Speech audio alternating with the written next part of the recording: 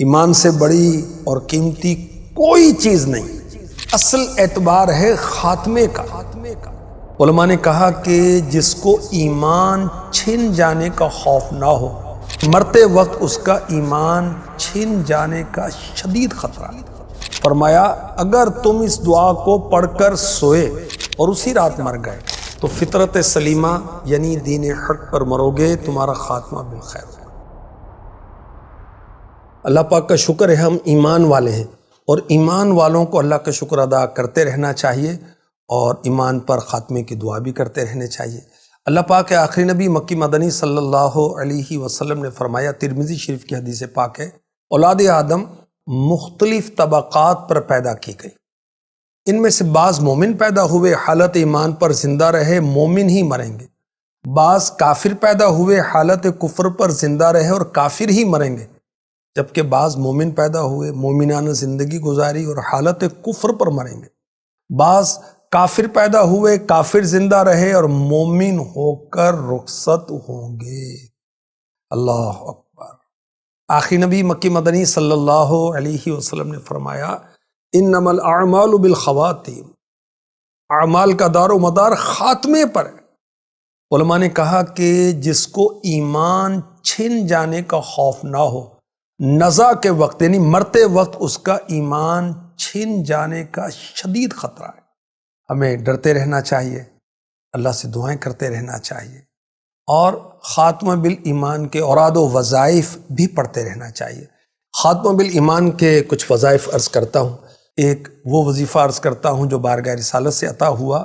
میرے نبی صلی اللہ علیہ وسلم نے حضرت براء بن عازب رضی اللہ عنہ سے فرمایا، اے عازب کے بیٹے، جب تم اپنے بستر پر لیٹا کرو تو یہ دعا پڑھا کرو، اللہم انی اسلمت نفسی الیک ووجہت وجہی الیک وفوضت امری الیک والجأت ظہری الیک رغبۃ ورہبۃ الیک لا ملجأ ولا منجأ منک الا الیک آمنت بکتابک الذی انزلت وَنَبِيِّكَ الَّذِي أَرْسَلْتَ۔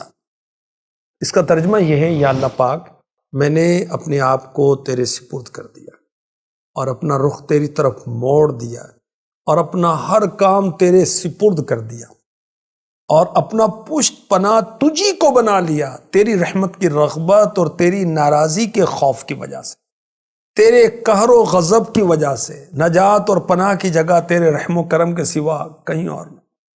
جو کتاب تو نے نازل کی ہے اس پر میں ایمان لا چکا ہوں، اور جو نبی تو نے بھیجا ہے اس پر بھی میں ایمان لا چکا ہوں۔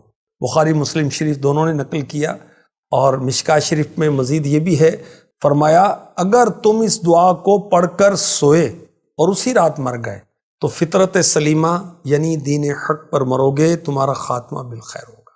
اور اگر صبح اٹھے تو خیر و خوبی کے ساتھ اٹھو گے۔ پہلے وضو کرو، پھر دائیں پہلو پر لیٹ کر یہ دعا پڑھو۔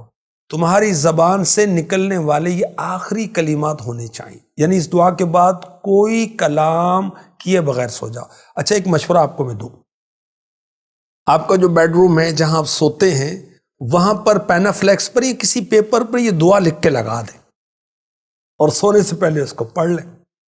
اچھا، یاد کرنا آسان نہیں ہے، اگر کوشش کریں گے تو یاد ہو جائے گا، تو اس طرح آپ کو پڑھنا آسان ہوگا۔ ایک اور وظیفہ، هو اللہ الرحیم، جو ہر نماز کے بعد only 7 ٹائم، صرف 7 دفعہ پڑھ لے، انشاءاللہ الکریم شیطان کے شر سے بچا رہے گا اور اس کا ایمان پر خاتمہ ہوگا۔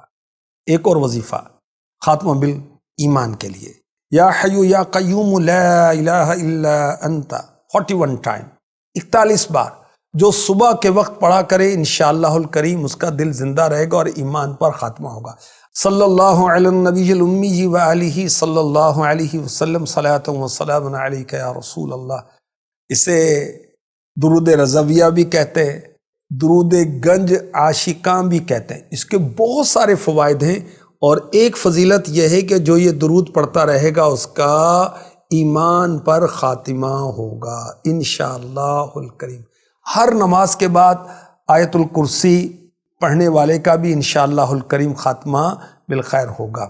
سوتے وقت 5واں کلمہ اور قل یا ایھا الکافرون ایک دفعہ پڑھ کر سویا کرے، انشاءاللہ الکریم مرتے وقت کلمہ نصیب ہوگا، مگر اس کے بڑھنے کے بعد کوئی دنیاوی بات نہ کرے، اگر بات کرنی پڑ جائے تو دوبارہ اس کو پڑھ لیا کرے، اور ایمان کے لیے کڑنا چاہیے، دعا کرنا چاہیے، نیک لوگوں سے دعا کرانی چاہیے، نیک صحبت اختیار کرنی چاہیے، اللہ کی ذات سے امید رکھنی چاہیے اور نیک صحبت اختیار کریں۔ انشاءاللہ انشاءاللہ انشاءاللہ خاتمہ بالخیر ہوگا انشاءاللہ۔